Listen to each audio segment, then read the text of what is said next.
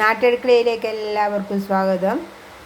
ഞാനിന്ന് വന്നിരിക്കുന്നത് എളുപ്പത്തിൽ എങ്ങനെയാണ് റവ ഉപ്മാവ് തയ്യാറാക്കുന്നതെന്ന് കാണിക്കാൻ വേണ്ടിയിട്ടാണ്.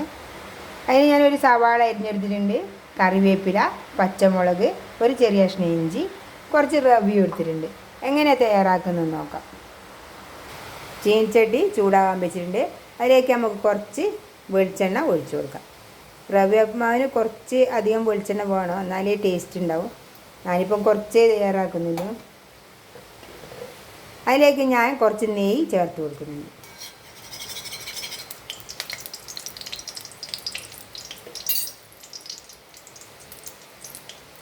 ഇനി ഇതിലേക്ക് കുറച്ച് ഉഴുന്ന് പരിപ്പ് ചേർത്ത് കൊടുക്കാം.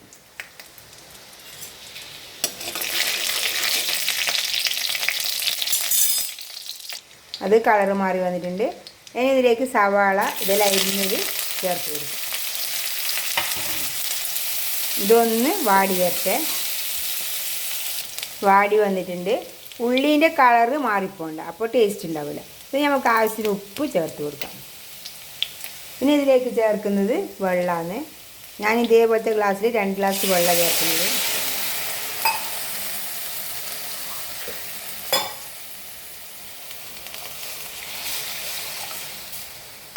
ഞാനിത് തിളച്ച് വരട്ടെ.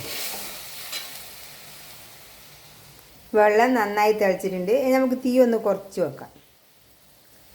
ഇനി നമുക്കിതിലേക്ക് റവ ഇട്ട് കൊടുക്കാം. റവ ഇടുന്നതിനനുസരിച്ച് നമ്മൾ ഇളക്കി കൊടുക്കണം. എൻ്റെ കയ്യിലിപ്പോൾ ഫോണുള്ളതുകൊണ്ട് എനിക്ക് അന്നേരം ഇളക്കാൻ പറ്റുന്നില്ല. ഞാൻ ഇളക്കി കൊടുക്കുന്നു.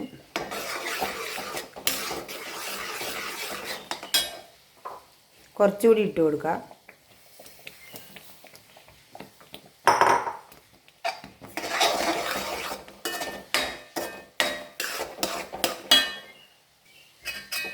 ഇത്ര മതി. ആ വെള്ളം വറ്റുന്നതിനനുസരിച്ച് നമുക്ക് റവ ഇട്ട് കൊടുത്താൽ മതി. ഇതിന് നന്നായി ഇളക്കി കൊടുക്കാം. ഇതിന് ഒരു 5 മിനിറ്റ് നമുക്ക് മൂടി വെച്ച് കൊടുക്കാം. ഞാൻ എടുത്തു വെച്ച റവ മുഴുവനായി എടുത്തിട്ടില്ല. ഞാൻ ആവശ്യത്തിനനുസരിച്ച് ഇട്ട് കൊടുക്കുക. ഇതിൽ ക്യാരറ്റൊന്നും ചേർത്താൽ അതിൽ വേറൊരു ടേസ്റ്റ് ആയിരിക്കും. ഇതൊന്നും ചേർക്കാണ്ട് ഇതേപോലെ നമ്മളാക്കണം. ഇനി ഇത് ഒരു 5 മിനിറ്റ് കഴിഞ്ഞിട്ട് നമുക്ക് തുറന്ന് നോക്കാം.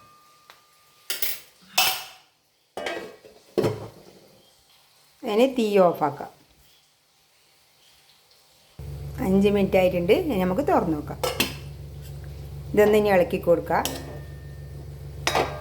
നിങ്ങൾക്ക് കണ്ടാൽ തന്നെ മനസ്സിലാവും, നല്ല വേറിയിട്ട് ഒട്ടിപ്പിടിക്കാതെ നല്ല സോഫ്റ്റായ ഉപ്മാവ് കിട്ടിയിട്ടുണ്ട്.